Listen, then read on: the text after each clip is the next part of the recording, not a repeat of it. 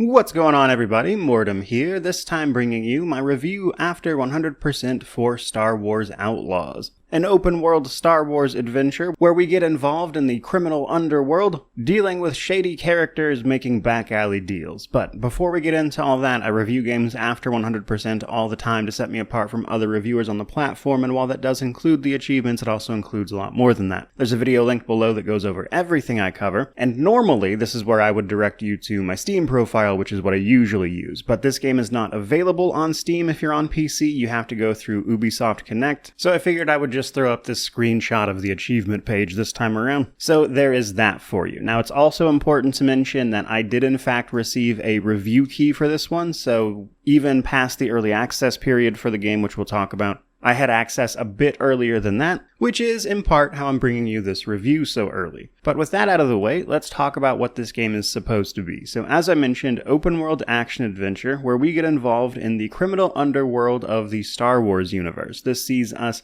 dealing with all sorts of criminal syndicates, some pretty well known, others brand new, like the Ashiga clan. And as a slightly more zoomed out take, talking about the game as a whole, I think when it comes to exploration and the reputation system and how those syndicates are involved in everything we get up to as KVS, the game is a lot of fun. Now where I think the game falls short a little bit is both in its story and combat that never really seems to evolve much beyond the initial standpoint, which makes for a bit of a mixed bag, certainly, not least of which is the technical side of things. So let's start talking about that. Now, on my end, I would say I had it better than most from the sounds of things, but I still ran into some issues. Now, initially, when I received my review key and fired it up, it was crashing a lot. An update that they pushed before the game went live, and then the drivers for the game dropping as well from NVIDIA helped out a lot with that, but didn't clear up every issue that I had, because outside of that crashing that went away with the updates, I was also experiencing a whole lot of freezing, stuttering, and a host of smaller issues that could get annoying in aggregate, to be sure. I would say probably the most common one is that whenever I was riding my speeder around, sometimes I would just seemingly hit nothing and go flying off of it.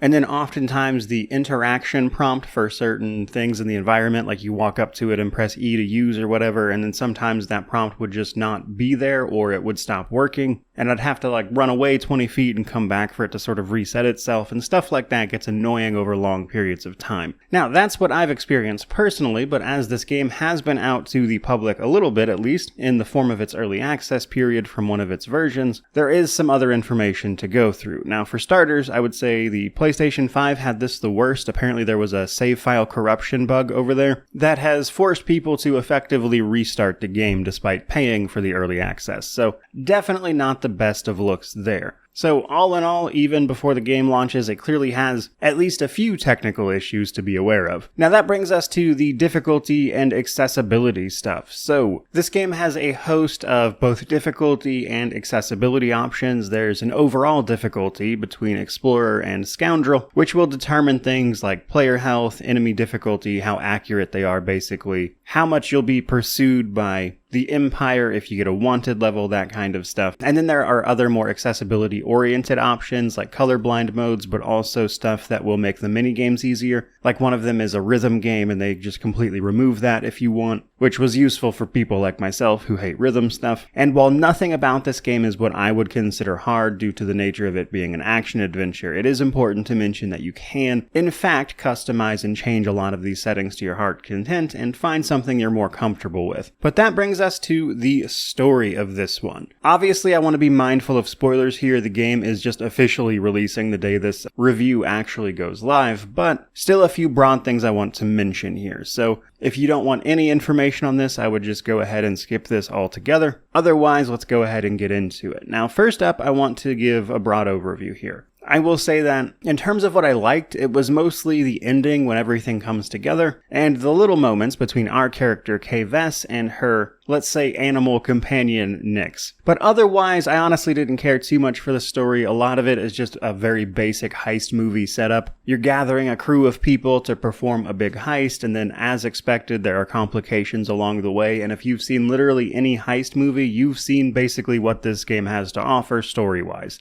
Now, I still think they managed to make the ending pretty satisfying, but the journey to get there and the beginning of it are just very run-of-the-mill stuff I've seen many times, which was a little bit disappointing. But with that in mind, To be a little more specific, we play as Kay Vess, a woman seemingly down on her luck who's been involved in the criminal underworld basically her entire life, being taught this way of life by her mother, and as it stands, she's looking to do big jobs, hoping to make enough money to go do whatever it is she wants. Naturally, this involves doing a job that eventually goes sideways and sees her on the run from a new criminal syndicate called Zarek Besh. Having successfully escaped with one of their ships, she initially is just going about trying to avoid the hit that was placed on her, and this eventually morphs into a larger plot to actually perform one giant heist that should see her with enough credits to do whatever she wants and obtain the freedom that she has so desperately longed for. And as I mentioned, just basic heist setup. It's alright, I wouldn't call it bad, but I certainly didn't love it either.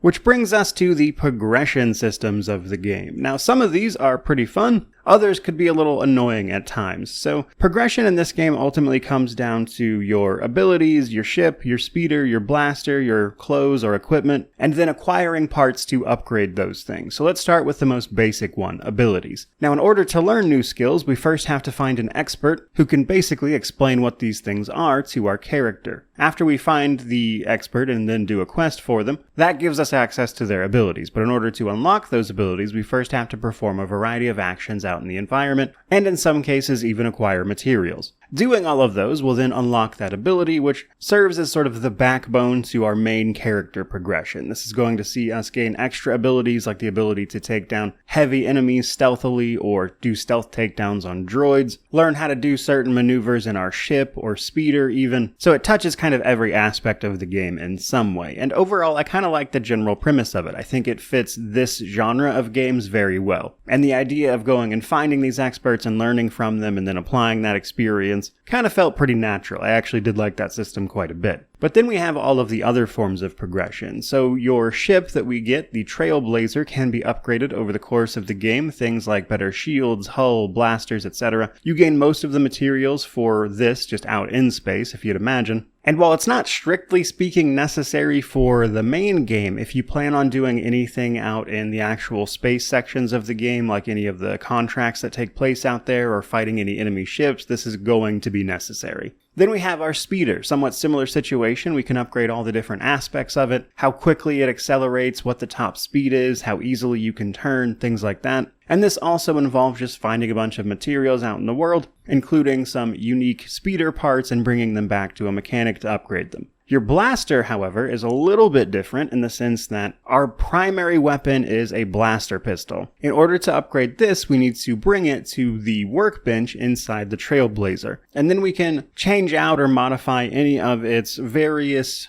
firing modes, as well as appearance. Now it has 3 basic modes, standard, ion, and explosive. Now each of these has little sub-variations you can apply to them. For instance, your standard shot has a rapid fire mode that you can acquire, or a heavier version where each shot does more damage but has a slower rate of fire that can then overheat your blaster more quickly. And you acquire those different sub-modes by advancing the story, which unlocks different parts to then get that fire mode, and then you can upgrade those modes individually and have one active at a time for each standard mode. And you can switch between the ones you have active on the fly in combat, so Ion is great against droids and shields, standard is good most of the time, but other times explosive against large groups of enemies is really helpful. So there's that. Now, all of your blaster upgrades basically require some special part to do, usually blaster recirculators, but also stuff that's more specific that you have to get out in the world and find, in addition to basic materials. Then we have our cosmetic clothing and equipables. I initially thought these were purely cosmetic from the initial preview, but there is a little more to it than that. We also have accessory slots. We get 1 major and several minor, starting with 2, but can be upgraded to 4, and these will affect just all the various forms of things you can do in combat and otherwise. But clothing has the biggest impact, as there are just straight up cosmetic versions of clothing, but some of the best stuff you can find actually has certain set bonuses attached to them. Now, the set bonus itself is not purely based on what clothing you're wearing, but there are a bunch of different set bonuses, and multiple types of clothing can have the same set bonuses, so you don't necessarily have to wear a specific piece of clothing to get a specific bonus. There is a little bit of variety there. However, these set bonuses are no joke. They can do things like increase your capacity for certain things, change how much adrenaline you you get in combat, which leads to like your big special Deadeye type of move, how easily you are to detect via stealth and things like that, which, while not really groundbreaking or anything, I just thought was kind of neat and more than I was expecting to be here. But that's pretty much what you're looking at when it comes to progression systems. So let's talk a little bit about the gameplay and the world itself, or the worlds, I suppose you could say. And there's quite a bit to go over here, but fundamentally there are ultimately 4 different planets and their orbits that we can explore. These are Toshara, where we start out, this one's technically a moon, Kijimi, Akiva, and Tatooine. Now, Kijimi is mostly just its orbit and a single city that you explore because that one's an ice planet, and then Tatooine has almost nothing going on in space, but has a very large open world area to explore. So let's talk a little bit about what that exploration is like and some of the stuff you can get up to in there. Now, surprisingly, I think this is where the game really shines, because rather than, say, climb a tower and unlock a bunch of points of interest, that's not how it works here. In fact, the most common way you're going to find out about either quests or places out in the world worth exploring are from what the game refers to as leads. You can get these from simply reading data pads and learning about something, or talking to people in various cities, or even just overhearing conversations when you're in like a cantina or something. And doing all of this will lead you to information that marks those things on the map for you, where you can then go explore, and sometimes it'll turn into a quest, other times there will simply be loot, like some of those parts you need, so on and so forth. And the exploration as a result of that feels really, really natural, which is something I enjoyed quite a bit, but it gets a little bit better via the game's territory and reputation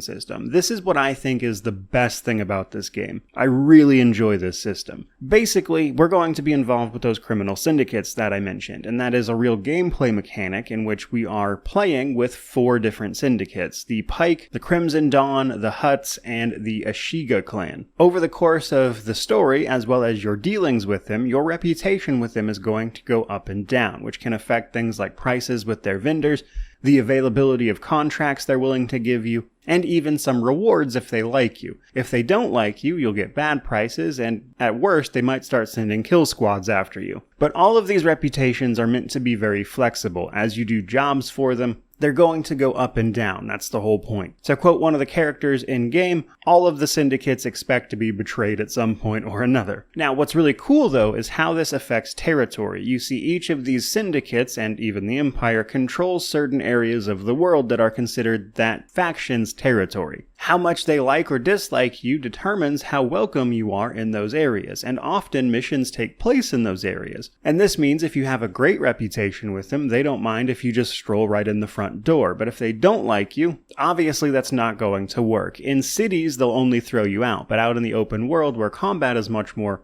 available, they'll just try to kill you on sight, meaning you'll have to sneak in. And because this system interacts with the missions you'll be doing in those territories, there's this certain dynamic element, even to like main story stuff, where how much you've dealt with that faction directly contributes to how easy that mission is going to be for you. And I really enjoyed how that interacted with everything else they had set up. But let's talk a little bit about those cities and settlements, because there's a lot to get up to there as well. For instance, our little animal companion Nyx, which is technically a Merkal, a rare alien species. There are galactic food vendors you can go find and have a treat with Nyx, which is just a little cutesy, and it's honestly not much of anything, but it's cute, and the reward for those is a treat that you can give Nyx, which then gives Nyx a passive bonus, like say kicking grenades away from you in combat was my favorite one. Outside of that though, you'll also find just a whole host of traders and the factions they represent. Now, you can, of course, buy and sell things as you would expect, but sometimes there's more of a barter system via requests.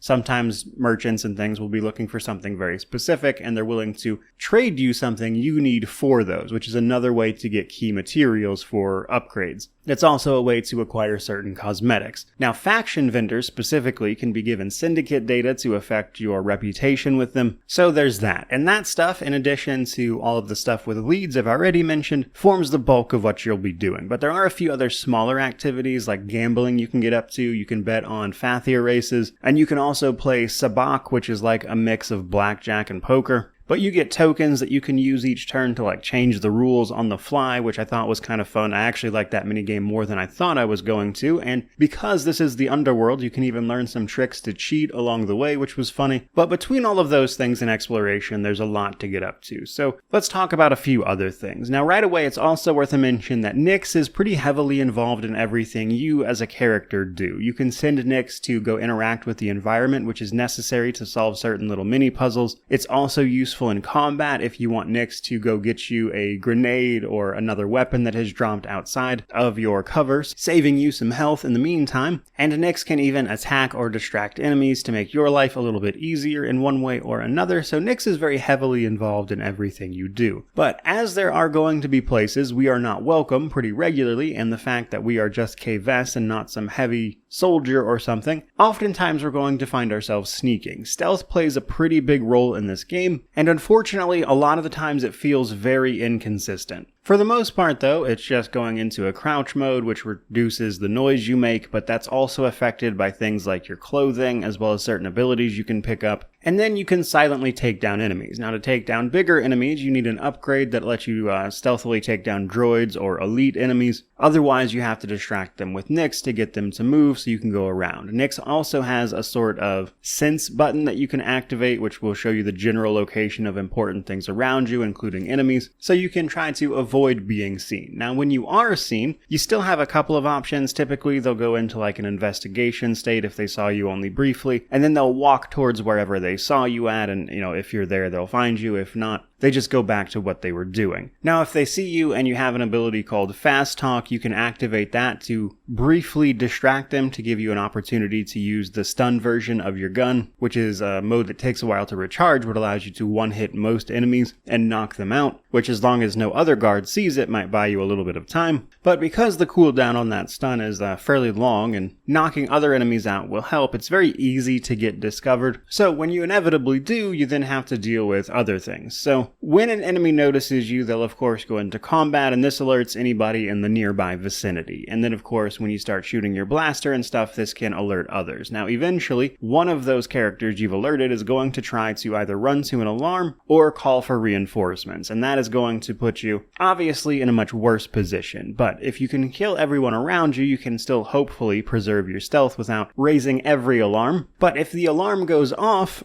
then everyone is going to be alerted and trying to find you. Now in some areas, this means they're going to come after you endlessly until that alarm is shut off, which doesn't feel great, but does make sense in certain areas, especially like Imperial bases where just numbers wouldn't be on your side. Now in cities, getting to a point where you're seen and caught will actually just have you thrown out of that territory in general, which is mostly for syndicates, of course. But for Imperials in particular, if they see you and then manage to call for reinforcements, this gives you a wanted level. Now, for the most part, you cannot go full murder hobo just attacking everyone you see, especially in cities where you can't even use your gun. But it certainly is possible to harass the Imperials, which gets you that wanted level, which you then have to escape from. Now, as your wanted level goes up, the Empire has more and more of a presence out in the open world areas, meaning you have to stay out of sight until it goes away. Now, 5 and below wanted level, you can just go find a corrupted Imperial officer to bribe out of the situation, or if you're in space, you have to go find a beacon, which you can then scramble to erase the data. However, once it gets to wanted level 6, which is the maximum, something different happens both on the ground and in space. So on the ground, this triggers a manhunt. You'll have to go to a Death Trooper camp, find the officer there, take them out, and then use their credentials to wipe your records from the system, basically saying they killed you and that there's nothing to look for anymore. That was a cool little event.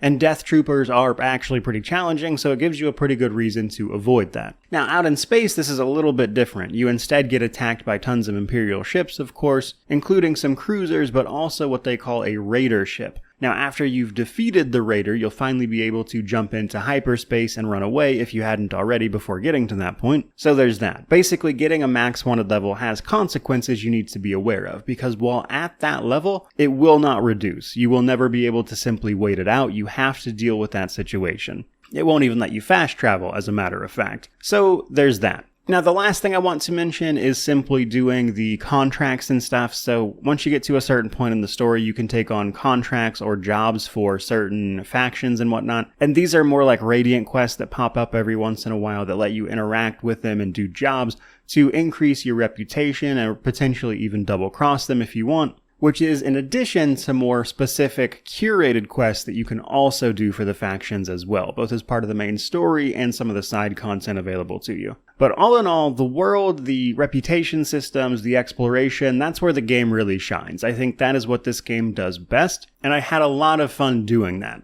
Now, unfortunately, though, I would say combat, which you'll also be doing a lot of, isn't really my cup of tea for the most part. It is very basic in terms of, just blaster pistol shooting at things, and in space, it's just, another whatever type of weapon you have upgraded. You just point and click at enemies, and then later on you get a turret that'll do it automatically as well. But on the ground, you have those basic blaster pistol types, and that's pretty much it. That's all you're going to be doing most of the time. Now, there are other things like throwable grenades, of course, as well as picking up other weapons that enemies drop. But the thing is, those other weapons are not exactly single use, but they only have so much ammunition. That is to say, they run out. And once they run out, you have to drop them, and you can't ever take them with you. In fact, most actions you can take will drop them on your behalf, so their utility in combat is very limited as a result. And then, of course, there's barrels you can shoot to explode, causing all sorts of carnage, especially if you manage to chain them together. You can pull off some pretty big explosions, actually. But that is the bulk of combat, and you've seen all of that within the first couple of hours, and it really doesn't ever go anywhere else. Now, in order to heal when you inevitably take damage, you're going to use back to vials. These are just like a generic healing item you'll pick up tons of as you both defeat enemies and find them out in the environment, and how many you can carry is based on your equipment and upgrades.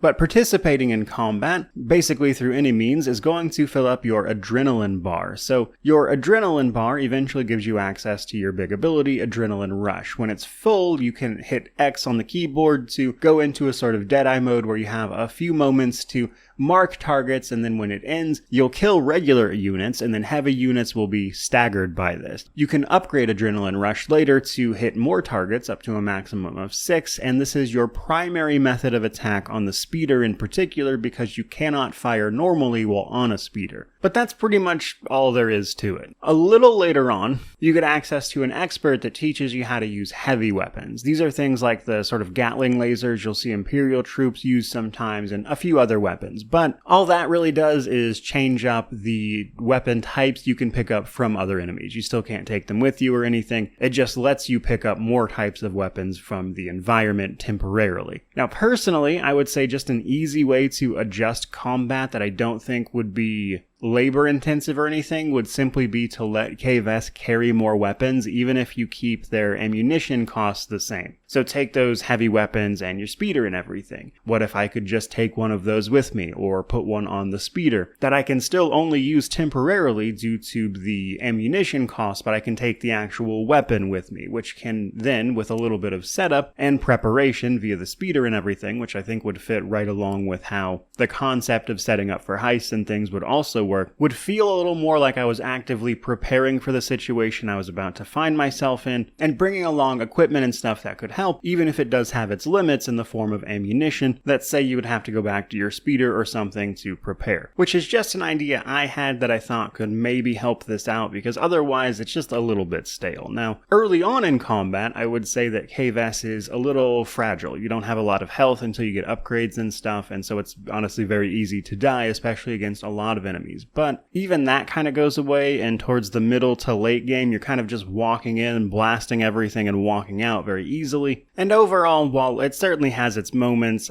combat just really didn't do it for me in this one. Which brings me to the Steam Deck section for this game, or lack thereof, really. So this game does not work on the Steam Deck currently. It simply will not start, even if you jump through the hoops of getting it downloaded onto the Steam Deck via Ubisoft Connect, which is not easily done via the desktop mode and stuff because it uses Linux. So even if you do all those steps it takes to make that happen and get the game downloaded, once you then start it, it won't actually start. Hard to say why. Not really sure, but after doing a little bit of digging, that does seem to be the case for everybody with this one, and while you can play this on things like the ROG Ally, I've seen reports that while it runs on that system, it does so very poorly. So as it stands, Steam Deck and even other handheld devices simply don't seem to be an option for this one. Which brings me to my positives and negatives, and then we will wrap this thing up. So on the positive side of things, Star Wars Outlaws has such a great system with its reputation and territory systems, and then how that goes on to dynamically affect so many other missions, including even some main story stuff, is really a blast to engage with. I really liked that.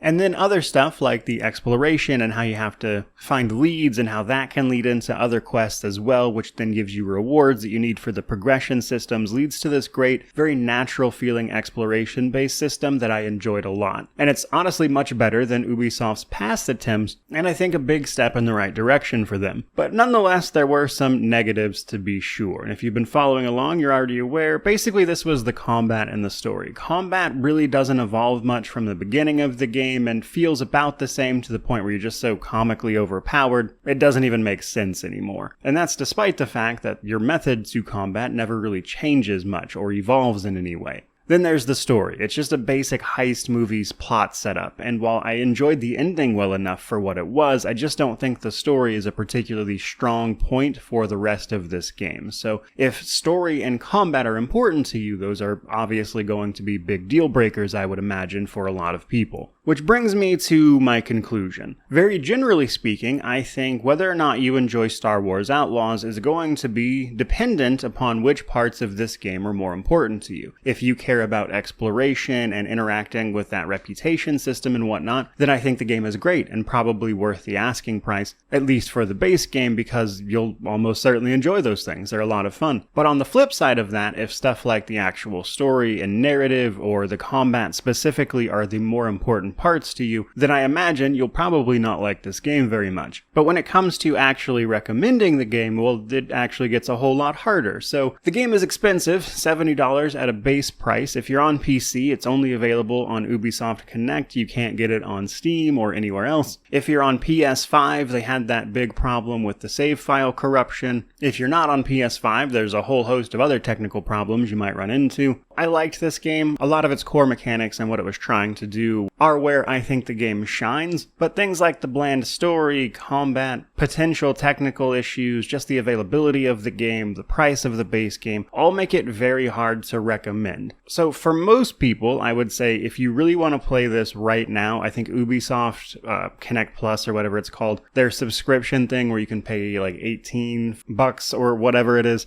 probably the cheapest and best way to try this game out for yourself if you're not trying to spend $70 on it. And the other issues I presented maybe aren't a concern for you. Now, for everybody else, I'd have to say wait for sale. While I wouldn't even mind paying like $40 or $50 for this, I think what they're asking for it is simply too much. Because while there are parts of this game I liked a lot, I just don't think that they're enough to carry the entire game against things like a weak story and combat that never quite lives up to its potential. So I think I will check back in with this one later once the 2 expansions or DLCs that they have planned for it drop and see if those fundamentally change the game in any way. Because overall, I would describe Star Wars Outlaws as good but not great, and good simply isn't good enough when you're charging the prices they're charging, while also restricting the platforms it can even be paid for on. Which is where I'm going to wrap up this particular video. So I certainly hope you enjoyed it, learned a few things. I'd love to know what you think about this one down in the comments section below, which of course means to like, comment, subscribe, all that YouTube jazz. But regardless of any of that, truly, just thank you so much for watching. I really do appreciate it. May you wander in wisdom and have an amazing day.